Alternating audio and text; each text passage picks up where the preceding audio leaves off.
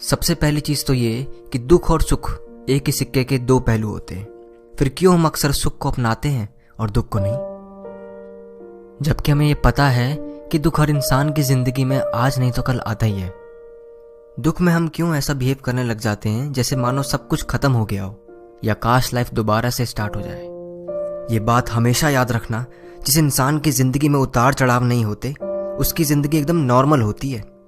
वो अंदर से बहुत कमजोर होता है, उसने कभी किसी एक्सट्रीम लेवल की फीलिंग को महसूस ही नहीं किया होता।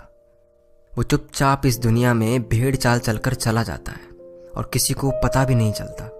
वो अपनी फैमिली, सोसाइटी के लिए भी कुछ नहीं कर पाता और ना देश को कुछ देकर जाता है। दूसरी तरफ जिसकी लाइफ में बहुत परेशानियां या कोई बहुत बड़ी मुसीबत, कोई इंसिडेंट हो जाता है, उसको भगवान मौका देता है, जगाता है कि जाग जा, मैंने तेरे अंदर कुछ डालकर तुझे धरती पर भेजा है और तू चुपचाप बैठा है।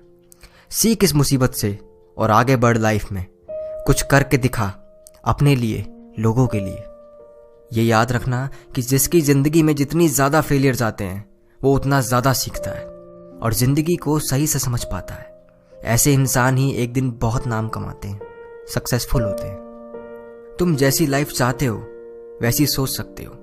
तुम जैसे चेंजेस अपनी लाइफ में लाना चाहते हो वैसे ला सकते हो। बट जब तक तुम जागोगे नहीं और उन ड्रीम्स को पूरा करने के लिए कोई प्लान नहीं बनाओगे, उन पे काम नहीं करोगे, तब तक वो ड्रीम्स ही रह जाएंगे। अपनी परेशानियों से डर के पीछे भागना ये सक्सेस नहीं है। उन परेशानियों, मुसीबतों का डट के सामना करना ये सक्सेस है। कोई भी परेशानी जितनी भी टाइम के लिए आती है, रियल मीनिंग में वो हमारी जिंदगी में एक ब्रेक होता है, जिसमें हम ये सोचते हैं कि ये क्या हो रहा है मेरी लाइफ में, क्यों हो रहा है ऐसा।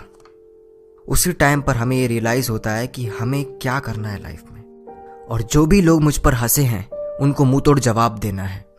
और अब वो टाइम आ गया है कि जिंदगी में कुछ करना है।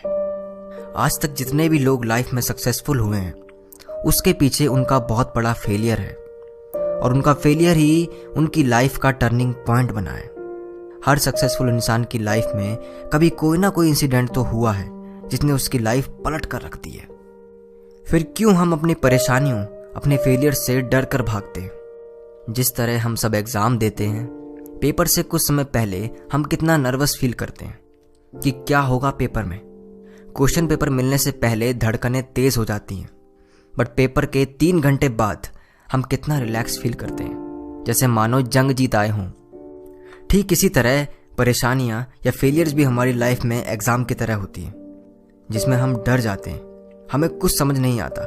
बट रियलिटी ये है कि जिंदगी का एग्जाम भी खत्म होता है और जिंदगी पलटती है।